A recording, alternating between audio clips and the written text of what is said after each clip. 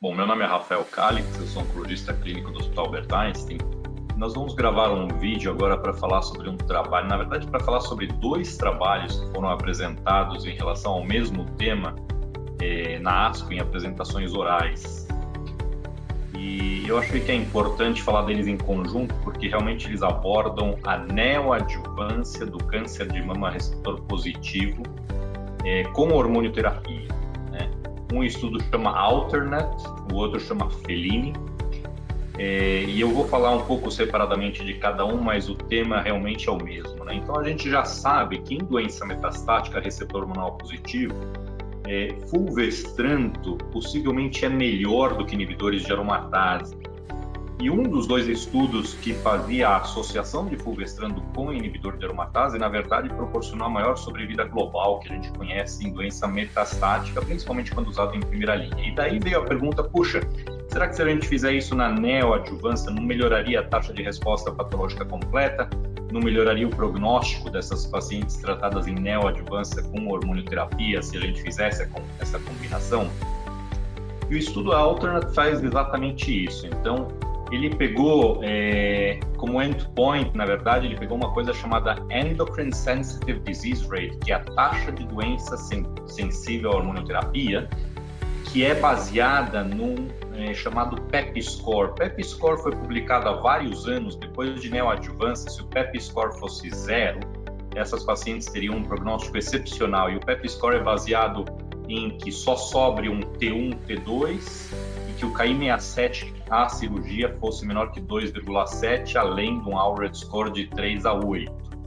E neste estudo Alternate, eles pegaram então um PEP score que deveria ser 0, ou a paciente que atingisse a resposta patológica completa, e compararam 3 braços, né? Um braço de anastrozol, um braço de fulvestrant e um terceiro braço de anastrozol versus fulvestrant, e randomizaram aí 430 pacientes basicamente para cada um dos braços, um pouquinho mais do que 430 pacientes, e acompanharam essas pacientes inicialmente com uma biópsia com 4 semanas. Se nessa biópsia o KI67 não tivesse baixado abaixo de 10%, essa paciente era retirada do estudo e ia para a quimioterapia, mas se tivesse menos que 10% de KI67, essa paciente continuava então nesse braço de anastrozol fulvestrant ou anastrozol mais fulvestrant.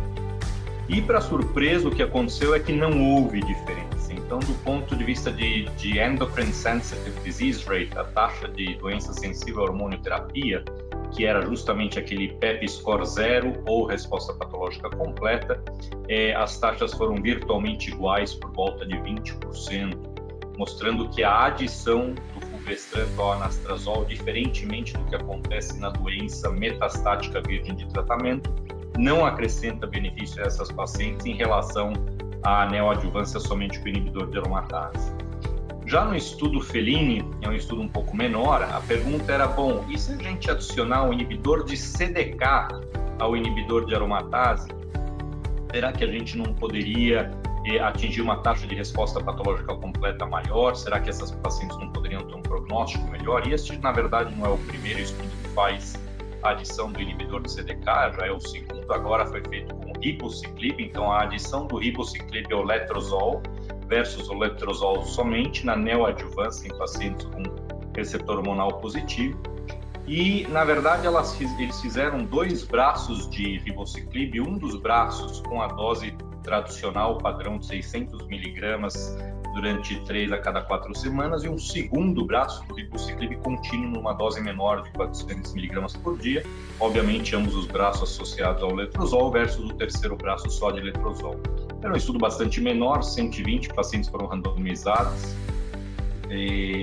foram 41 pacientes em cada um dos braços do ribociclib, 38 no braço do letrozol somente, e contrariando aquela nossa expectativa de que a adição do inibidor de CDK aumentaria a taxa de resposta patológica completa, o que se observou não foi isso. Mais uma vez eles usaram o PEP score de 0, e o que se observou foi uma taxa aí em volta de 25% entre o braço que usava somente letrozol, comparando com os outros 2 braços que usavam doses variadas de ribociclib associadas ao letrozol. Então, por volta de 25%, as taxas de PEP score 0.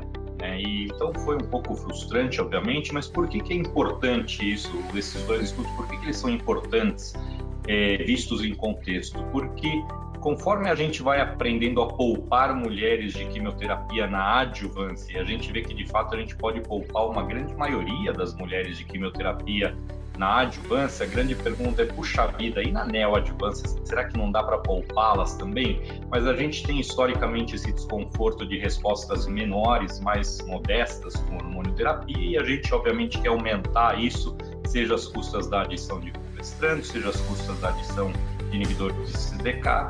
E essa análise aqui conjunta breve que eu fiz dos dois estudos mostram que não, que portanto, por enquanto, se a gente for usar neoadjuvância com hormonioterapia, essa hormonioterapia na paciente pós-menopáusica consistirá de inibidor de aromatase apenas, sem a adição seja do inibidor de CDK, seja do fulvestrante, tá bom? Então, com isso eu agradeço a atenção de vocês e agradeço a atenção de vocês prestigiando aí os vídeos da Oncologia Brasil e toda a cobertura da Oncologia Brasil.